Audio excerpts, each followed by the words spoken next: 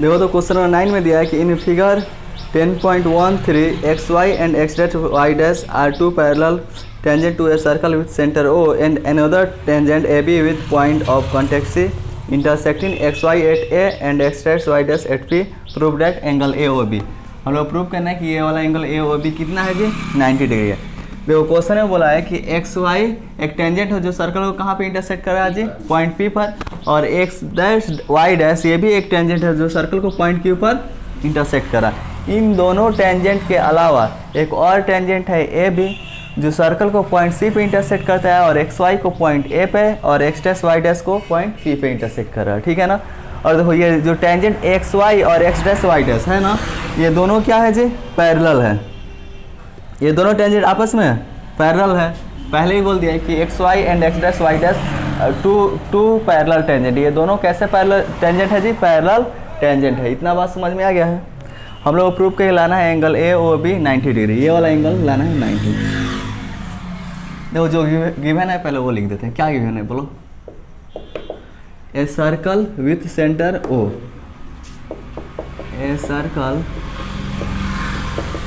With centre O and xy tangent at point P,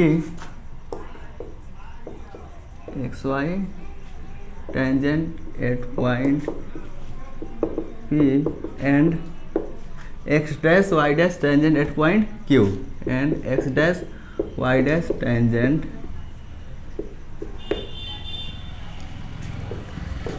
at point Q also tangent A B at point C, और A B भी एक क्या है tangent है ना जो पॉइंट सी पर है।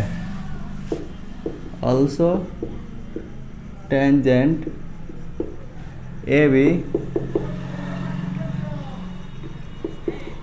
Eight point C. To prove हम लोग को क्या प्रूव करना है angle A O B equal to 90। To prove angle A O B equal to 90 degree, ठीक है। कंस्ट्रक्शन, देखो इसमें कंस्ट्रक्शन करना होगा। हम लोग क्या कर रहे हैं ओ को सी से ज्वाइन कर दे रहे हैं। कोई दिक्कत है? ओ सी को ज्वाइन कर दिया और इस एंगल को हम लोग मान लेते हैं एंगल 1, इसको एंगल 2, इसको एंगल 3 और इसको एंगल 4 मान लेते हैं, ठीक है। ज्वाइन ओ सी को हम लोग ज्वाइन कर दिए। देखो तो ये ओ पी क्या है सर्कल का रेडियस है ना। ओ सी भी क्या है सर्कल की रेडियस है। हम लोग जानते हैं जो रेडियस होता है वो सर्कल का रेडियस टेंजेंट के पॉइंट ऑफ कांटेक्ट पे क्या होता है परपेंडिकुलर होता है। तो एक्स वाई क्या है टेंजेंट है, तो ओ पी होगा वो टेंजेंट एक्स वाई पे क्या होगा परपेंडिकुलर होगा। जो ए बी भी क्या है टेंजेंट है, तो जो ओ सी रेडियस है टेंजेंट ए बी पे क्या होगा परपेंडिकुलर होगा। लिखेंगे रेडियस परपेंडिकुलर, ये देखो ये परपेंडिकुलर का सिंबल है ना, perpendicular to tangent at point of contact, at point of contact, ठीक है। इसका मतलब ये हो गया कि जो OP होगा एक्स वाई पे परपेंडिकुलर होगा और OC होगा AB पे परपेंडिकुलर होगा।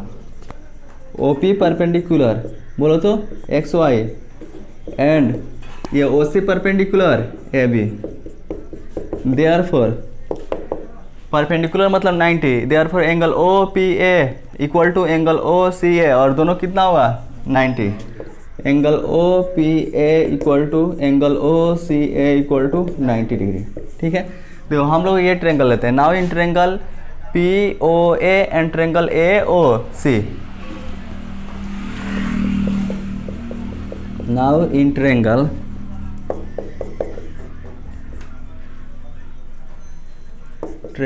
POA एंड ट्रायंगल COA या AOC। देखो तो ट्रायंगल POA में क्या आ रहा जी OP आ रहा। OP क्या है सर्कल का है रेडियस है। ट्रायंगल AOC में कौन सा साइड आ रहा OC आ रहा। OC भी क्या है सर्कल का रेडियस है, तो OP इक्वल टू क्या होगा OC होगा। रीजन बताओ। O P equal to O C, radii of the same circle.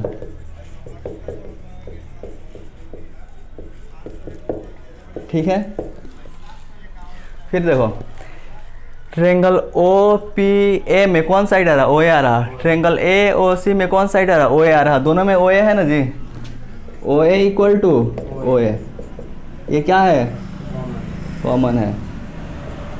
फिर देखो ट्रेंगल ओ पी ए में एंगल ओ पी ए कितना होगा, 90। एंगल ओ सी ए ये भी कितना होगा, 90। Angle O P A equal to angle O C A दोनों होगा 90। और किसी भी दो ट्रेंगल के दो साइड और एक एंगल इक्वल होते हैं तो दोनों क्या हो जाते हैं, कॉन्ग्रुएंट।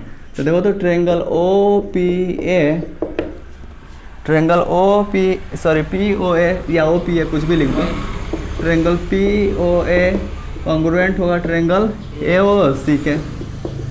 रीजन बताओ, एक राइट एंगल है और दो साइड इक्वल है, तो आर एस एस कॉन्ग्रुएंसी लिख दे या एस एस कॉन्ग्रुएंसी लिख दो, एस एस कॉन्ग्रुएंसी। ठीक है ना, दो साइड और एक एंगल इक्वल है। ठीक है, और किसी भी जब दो ट्रेंगल क्या हो जाते हैं जी, कॉन्ग्रुएंट हो जाते हैं। जब दो ट्रेंगल कॉन्ग्रुएंट होते हैं तो उनके बाकी के पार्ट भी इक्वल होते हैं, यानी इसका एंगल 1 और इसका एंगल 2 ये भी आपस में इक्वल होंगे कि नहीं होंगे।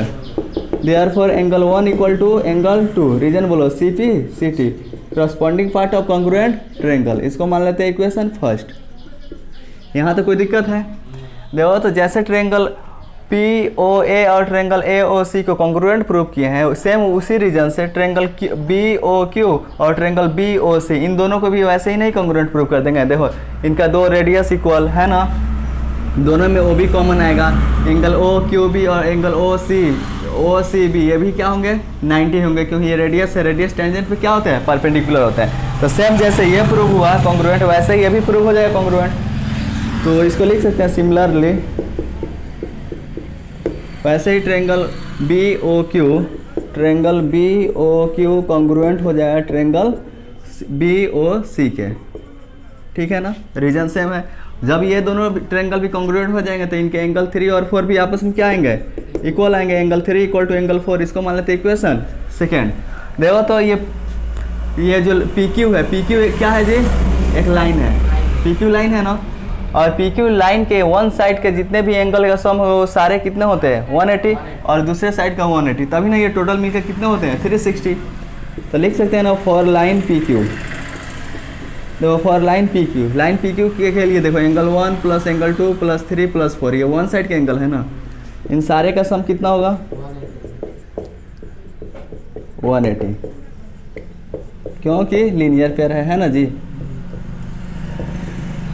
और प्रूफ क्या करना है जी, तो angle A O B equal to 90, यही ना प्रूफ करना है। तो एंगल ए ओ बी में कौन सा एंगल आ रहा है, देखो तो ए ओ बी, एंगल 2 और 3 यही ना आ रहा, तो एंगल 2 और 3 को रहने देंगे, बाकी सबको चेंज कर देंगे। देखो एंगल 1 नहीं ना चाहिए क्योंकि एंगल 1 इसके अंदर नहीं है, तो एंगल 1 किसके इक्वल है, एंगल 2 के, है ना जी। तो एंगल 1 के पास एंगल 2 लिख सकते हैं, एंगल 2 तो चाहिए तो एंगल 2, देखो एंगल 3 भी चाहिए तो एंगल 3, एंगल 4 ए ओ बी के अंदर नहीं ना रहा तो एंगल 4 को चेंज करते हैं। एंगल 4 किसके इक्वल है, 3 के, तो एंगल 4 के पास एंगल 3 लिख सकते हैं इक्वल टू 180। देखो तो 1 एंगल ए कितना होगा, 2 एंगल 2, 1 एंगल 3 कितना होगा, 2 एंगल 3 इक्वल टू 180। दोनों में क्या कॉमन है, 2 कॉमन है, 2 कॉमन लेते हैं तो angle 2 plus angle 3 equal to क्या होगा जी, 180। 2 मल्टीप्लाई में दूसरे साइड जाएगा, ये कट जाएगा ना 90 बार में, तो angle 2 plus angle 3 equal to कितना आ गया, 90 डिग्री, 90 आ गया। बताओ तो एंगल 2 एंगल 3, ये एंगल 2 और एंगल 3 के पास हम लोग क्या लिख सकते हैं, देखो तो एंगल 2 ये है, एंगल 3 ये है ना, ये किस एंगल के अंदर आएगा, एंगल ए ओ बी के अंदर आएगा। तो 2 और 3 के पास क्या लिख सकते हैं, एंगल ए ओ बी लिख सकते हैं ना, तो लिख रहे हैं therefore angle A O B equal to 90 degree. यही ना प्रूव करना था, हो गया प्रूव, कोई दिक्कत है, नोट करो।